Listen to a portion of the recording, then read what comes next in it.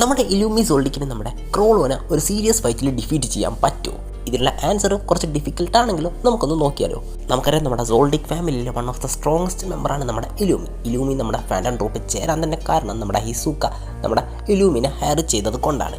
അതുകൊണ്ട് തന്നെ ഏത് സമയം വേണമെങ്കിലും നമ്മുടെ ക്രോളോനെ അല്ലെങ്കിൽ ഫാൻറ്റം ട്രൂപ്പിനെ നമ്മുടെ ഇലൂമി വേണമെങ്കിലും ബിട്രേ ചെയ്യും.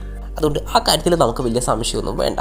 പിന്നെ ഇവർ രണ്ടുപേരും ഫൈറ്റ് ചെയ്താലുള്ള കാര്യം നമുക്കറിയാം, രണ്ടുപേരും വളരെ സ്ട്രോങ് ആയിട്ടുള്ള യൂസേഴ്സാണ്.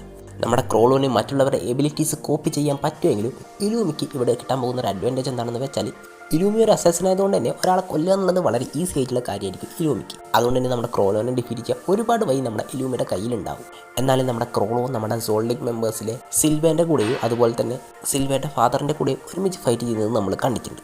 അതൊരു ഓൾ ഔട്ട് ഫൈറ്റ് ഒന്നും ആയിരുന്നില്ലെങ്കിലും നമ്മുടെ ക്രോളോ ആ ഫൈറ്റിൽ പിടിച്ച് നിൽക്കുന്നത് നമുക്ക് കാണാൻ കഴിയും. അതുകൊണ്ട് തന്നെ ഒരു പക്ഷേ നമ്മുടെ ഇലൂമിയും അതുപോലെ തന്നെ ക്രോളോ തമ്മിലുള്ള ഫൈറ്റിൽ നമ്മുടെ ക്രോളോ തന്നെയായിരിക്കും ജയിക്കാൻ ചാൻസ്.